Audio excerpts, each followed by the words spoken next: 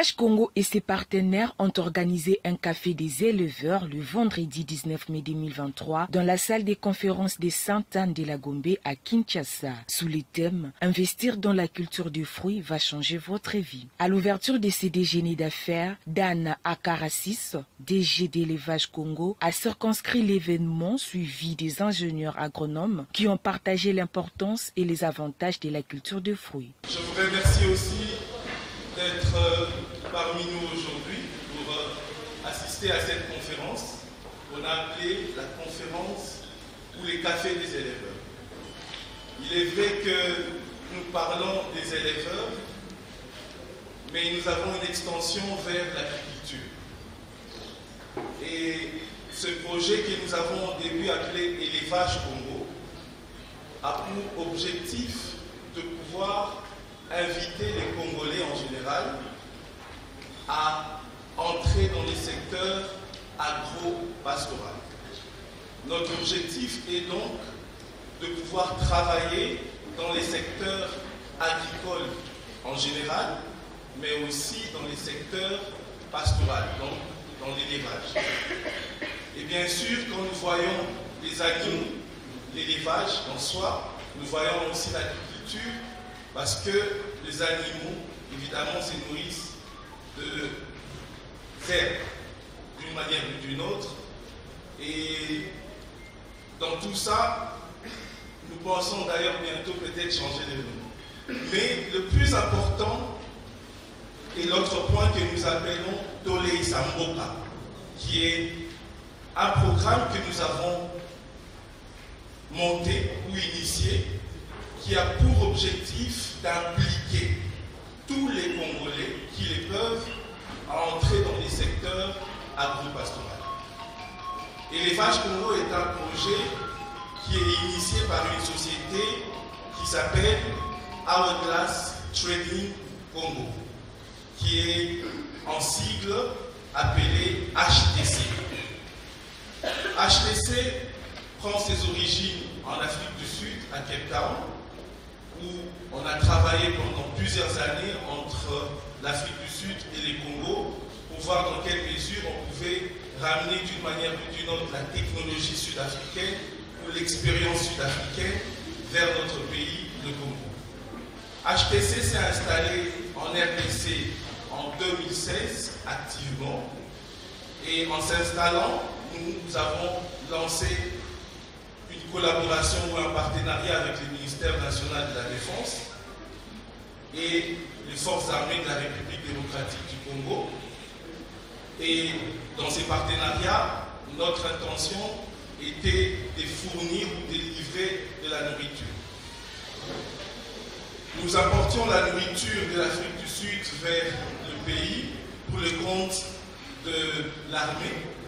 Mais la question était: pourquoi un pays aussi grand que la RDC, le deuxième pays le plus grand en Afrique en termes de sa grandeur, le premier pays le plus riche en Afrique en termes de son potentiel agricole, avec une capacité de nourrir 2 milliards de personnes, 80 millions d'hectares de terres arables, une capacité de pouvoir contenir plus de 40 millions de bétail par an. Comment est-ce qu'un pays aussi riche pouvait continuer à importer de la nourriture de l'Afrique du Sud, par exemple? Ça, c'était une question qu'on nécessite de se poser. Comment est-ce qu'un pays aussi riche que la RDC pouvait compter une population si pauvre, si mal nourrie, alors que nous avons cette capacité de nourrir 2 milliards de personnes par an? Notre pays compte l'une des populations la plus mal nourrie du monde. Nous sommes parmi les 5 pays où la population est très mal nourrie dans le monde. Mais notre capacité de production en termes de nourriture peut atteindre 2 milliards de personnes. Alors, le projet, la société s'est dit: étudions, voyons comment résoudre cette situation ou ce problème. Et la solution a été simple: impliquer les Congolais à se lancer dans les secteurs agro-pastoraux? Nous allons parler de la culture de pastèque. Nous appelons ça une plante méconnue du public. Parce que des fois, nous mangeons les pastèques, soit on les voit, soit on mange, mais on ne sait pas au juste ce qu'il y a dans les pastèques. Alors, son nom scientifique, c'est les Citrullus vulgaris. Il est de la famille de Cucurbitacées. En définition, le pastèque, c'est une plante ou un fruit comestible, nous venons de le prendre ici. Sa peau est de couleur verte, mais avec des taches tachetées de blanche et de couleur rouge, le fruit. C'est aussi juteuse, parce que quand on prend du pastèque, vous voyez que vous consommez plus l'eau. Et si nous devons évaluer la quantité d'eau, on peut estimer jusqu'à 80% d'eau qui est dans le pastèque. Quant à son origine, c'est une plante occidentale, mais qu'on trouve plus dans les bassins méditerranéens. Alors, nous, ici en RDC, nous l'appelons plante exotique parce qu'elle vient de l'étranger. Nous allons passer plus aux avantages que nous procurent les fruits. Nous disons que d'abord, quand nous plantons le pastèque, il est une plante à cycle court. Ça signifie que nous prenons que 3 mois de son cycle végétatif. Dès que nous l'avons mis en place, il faut compter 3 mois pour récolter. C'est déjà un grand avantage parce que c'est une plante annuelle comme les maïs, l'arachide et autres. Disons aussi, cultiver dans de bonnes conditions. Si nous mettons toutes les techniques agronomiques, la plante est rustique. Ça signifie qu'elle résiste à de nombreux prédateurs, par exemple les maladies, les insectes et autres parasites. La culture des agrumes. Et dans les agrumes, il y a les oranges, les citrons, la pamplemousse, la clémentine et la mandarine.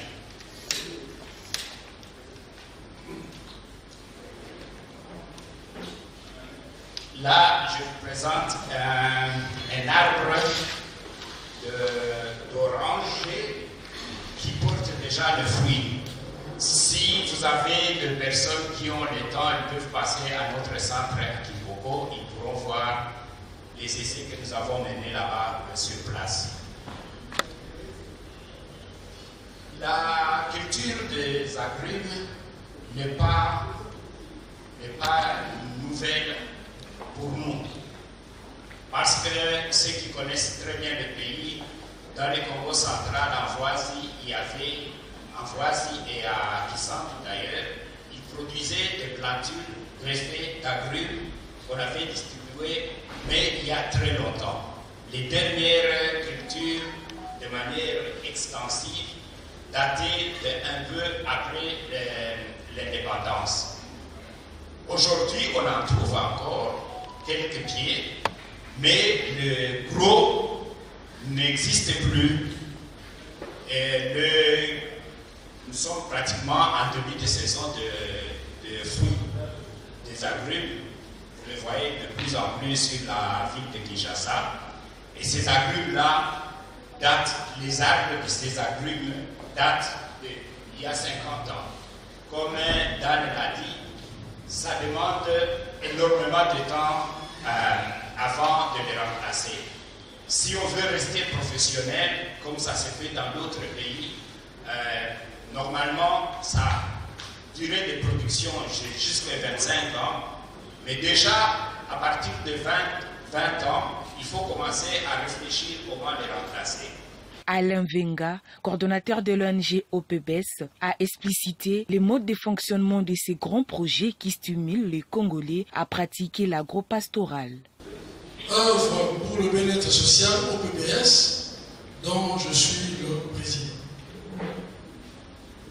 Ainsi donc, nous avons commencé par procéder à un renforcement des capacités d'environ une trentaine de personnes, hommes et femmes, jeunes comme un peu âgés, qui avaient témoigné leur potentiel pour pouvoir se lancer dans ce travail. Nous allons vous dire en bref de quoi il était question, mais aussi ce qui a été fait en termes de résultats. Le projet, à travers ses formateurs, avait organisé une formation de renforcement des capacités de ces personnes, donc les GAP. Bon, je parle de deux modules clés. Il y avait l'éthique professionnelle, dont l'objectif était l'apprentissage au GAP de dispositifs de régularisation lesquels établissent des principes, les missions et les valeurs dans le secteur agro-pastoral. C'est chaque secteur de la vie ou chaque secteur professionnel, il y a une éthique, n'est-ce pas, une approche, et il était important que les gestionnaires agro-pastoraux puissent en être imprégnés. Parce que le but du projet, c'est de faire de ces personnes des entreprises pour gérer les entrepreneurs agricoles au sein du projet. Alors, ils ont aussi été renforcés par rapport à ce que nous appelons conseil financier indépendant, avec comme objectif la maîtrise d'accompagnement sur les questions financières, sur la gestion, l'obtention des crédits et des subventions de ces personnes qui sont leurs clients, qui sont en train d'accompagner dans leurs activités agricoles dans le cadre du projet élevage. Alors, comment est-ce que cela s'est déployé dans le temps? C'est au mois de février 2023 que nous avons lancé sur le terrain nos gestionnaires agro-pastoraux. Comme j'avais dit, un effectif de 33 personnes, dont 22 hommes et 11 femmes. La première tâche était de mobiliser les entrepreneurs agricoles afin de se lancer dans l'entrepreneuriat agricole. Donc, ils ont joué le rôle des agents marketing à la recherche des clients potentiels, comme toute entreprise, pour que ces derniers puissent entrer dans le projet. Et pendant cette période de février jusqu'à avril, ils ont pu mobiliser 525 entrepreneurs agricoles. Évidemment, chacun d'eux a un nombre, n'est-ce pas, donné selon sa capacité. Il y en a qui ont 10, 20, 30, 40, 50 entrepreneurs qu'ils ont amenés dans le projet, qu'ils doivent accompagner au sein du projet. Alors, donc la première tâche c'était de les mobiliser afin qu'ils puissent se lancer dans le projet, c'est-à-dire acquérir un terrain et tout ce qui est en lien avec le terrain, et ensuite accompagner ces personnes dans leurs investissements au sein du projet. Les participants et les organisateurs se sont livrés au jeu des questions-réponses avant de voir une GAP être primée par une moto pour sa distinction dans la vente des terrains.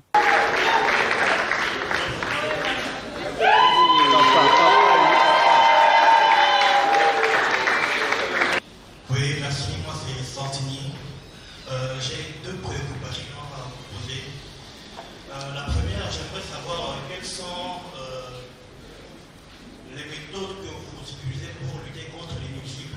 Ma préoccupation est plus pratique, parce que c'est ma première fois.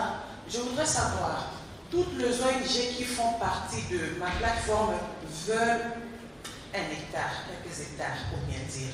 Alors, comment faire pour que la plateforme, je ne sais pas si vous travaillez en partenariat, c'est ça ma question, travaillez-vous en partenariat avec des plateformes? Si oui, par quel mécanisme pour l'octroi des terrains de chaque ONG membre de la plateforme? Et est-ce qu'il y a un accompagnement, il y a un suivi par rapport aux semences, par rapport... Vous faites le suivi pour aider ces femmes qui sont novices dans les domaines, voilà. Par rapport aux nuisibles, la stratégie du projet est très simple. Nous impliquons des agronomes dans le suivi de vos activités. Donc, à partir de Bandeli, il y a Moussa Nayo, Ozana agronome Moko Azul Adelano. Va planter la pépinière, agronome Azul Adelano. Si va transplanter la carte à terrain Nayo, agronome Azul Adelano. Il y a un modèle élevage Congo en partenariat avec experts qui sont accompagnés par l'activité. Sur le plan des agrumes de pastèque, nous avons des agronomes qui accompagnent toute votre plantation. Au niveau des agrumes, nous avons les Seragrumes qui est une fierté pour l'Ambo Canabiso parce qu'ils ont un centre de recherche spécialisé dans le secteur agricole. Donc, eux suivent plantation à partir d'Aïbané. Ça fait partie de leur mission. Ils suivent votre plantation dès le début, basant dans la pépinière, transplantation dans le terrain jusqu'à ce que la production et Salima. Ils sont là à suivre. Ce qui permet de pouvoir réduire le taux de mortalité des plantes et de pouvoir augmenter les taux de viabilité des plantes. Sur le plan financier, pour répondre à la question de M. Santini, évidemment, notre stratégie, et sa stratégie, il y a une activité dans l'espace Yamouké pour maîtriser le secteur Oyokoti. Vous commencez avec un petit terrain 20 sur 20, au Bandina 20 sur 20, ça vous permet de bien vous focaliser sur la petite production, mais aussi ça permet à ce que votre gestionnaire technique ou votre agronome puisse arriver à bien vous accompagner. Cela garantit votre revenu. Évidemment, dans 4 années, le terrain il y a 40 sur 20. En parlant de ça, l'offre que nous avons donnée à toutes les personnes est très simple. On reçoit terrain à 40 sur 20. Et puis projet spéciaux au Félé demi-hectare. Donc aux 8 cas de terrain, il y a 40 sur 20. Le terrain, il y a 40 sur 20 pour le pastèque, pour la production à pastèque. Et puis projet PKB demi-hectare, il y a qui place pour ça la agrume. Donc, le terrain, il y a 40 sur 20, et ça, espace Yamouké, ce qui permet à ce qu'on atteigne l'objectif. Comme nous l'avons vu avec la présentation de l'ingénieur Théo, sur 1 hectare, nous avons plus de 7500 plantules. Donc, sur 40 sur 20, vous avez aux environs de 750 plantules. Au vous plantez, la carte terrain, il y a 40 sur 20. Au terme de la cérémonie, les organisateurs ont exprimé leur satisfaction. L'objectif du café était de pouvoir, premièrement, introduire la culture de fruits. Donc, nous tenons à introduire la culture des fruits dans l'exploitation ou dans les secteurs entrepreneuriaux du Congolais. Donc, dans le cadre de notre projet aujourd'hui, on a présenté les avantages qu'il y a quand un Congolais s'investit dans la culture de fruits, notamment la culture du pastèque et la culture des agrumes. Donc c'était l'objectif de la réunion ou de la conférence d'aujourd'hui. Mais bien évidemment, nous avons eu aussi l'occasion de pouvoir présenter les gestionnaires agro-pastoraux qui ont créé des sociétés qui auront pour objectif de suivre les activités des personnes qui se lancent dans le secteur agro-pastoral. Nous devons reconnaître un fait, c'est que pour entrer dans le secteur agro-pastoral, pour le Congolais, il faut être stratège. La culture du maïs est très intéressante et très pratique, mais en termes de capacité financière d'un Congolais à se lancer dans ces secteurs, c'est encore compliqué, je veux dire. Alors nous avons opté pour une stratégie simple, qui coûte un peu moins, qui est le secteur de fruits. Avec les secteurs de fruits, vous pouvez commencer votre exploitation sur un espace de 40 sur 20 et puis passer sur une étape un peu plus grand et plus tard investir dans les milieux ou dans le secteur du maïs par exemple. Donc aujourd'hui, avec les secteurs de fruits, dans le secteur du fruit, vous avez un espace de 40 sur 20, vous pouvez exploiter du pastèque, produire jusqu'à 5 000, 6 000 $ et puis se lancer dans le secteur du maïs. Mais bien évidemment, nous pensons qu'il est possible, si avec la même stratégie que nous avons dans le cadre du projet Élevage Congo, de pouvoir trouver des moyens. Nous travaillons dans ce sens, négocier des moyens pour arriver à octroyer 1 hectare à chaque Congolais qui peut se lancer dans le secteur du fruit. Mais bien évidemment, nous aurons besoin de pouvoir, et nous sommes en train de négocier des fonds d'investissement que nous pouvons octroyer à des Congolais qui peuvent se lancer. Et pour cela, nous estimons aux environs de 1 000, 2 000 $ et d'où il faut un appui extérieur. Alors que pour l'instant, il est important de commencer d'entrer dans les secteurs agro-pastoraux et les secteurs du fruit où l'exploitation du fruit est beaucoup plus stratégique. Bien évidemment, nous impliquons toutes les parties de l'État, notamment la commune, que nous impliquons dans toutes les procédures qui permettent à ce que chaque individu qui se lance dans le projet puisse obtenir les documents nécessaires qu'il faut pour l'acquisition de son terrain. Et nous pensons qu'avec cette implication de l'État, ça garantit sur ces plans fonciers et ça permet à ce que tout le monde puisse être satisfait et ne puisse pas avoir des problèmes. Mais évidemment, nous connaissons les réalités du secteur foncier dans notre pays, donc il y a beaucoup de conflits. Alors le projet sélectionne des terrains, d'abord avant de se lancer, sélectionne des terrains où il n'y a pas de conflit. Nous faisons des enquêtes, nous rassurons que ces terrains n'est pas conflictuel. En plus, après, nous impliquons la commune qui fait des enquêtes des vacances pour se rassurer que les terrains dans lesquels nous entrons ou nous amenons les Congolais sont non conflictuels. Et ensuite, nous orientons les personnes à obtenir des terrains dans ces secteurs et à se lancer dans le secteur agro-pastoral. Moi, c'est M. Bilvenga, je suis président de l'organisation OPBS, œuvre pour le bien-être social, partenaire d'Élevage Congo. En tant qu'organisation partenaire, nous sommes en train d'encadrer les gestionnaires agro-pastoraux, des personnes que nous sommes en train de former et aussi d'accompagner pour la gestion des activités des entrepreneurs au sein du projet. Vous savez, il n'y a jamais de projet sans risque, mais avec ces leviers de gestionnaires agro-pastoraux, nous avons vraiment minimisé les risques. Ce sont des personnes formées, outillées pour accompagner les activités sur le terrain pour assurer un meilleur suivi afin qu'il y ait moins de problèmes possibles. Signalons que ces projets d'élevage Congo visent directement les Congolais à devenir des entrepreneurs agro-pastoraux pour lutter contre la pauvreté.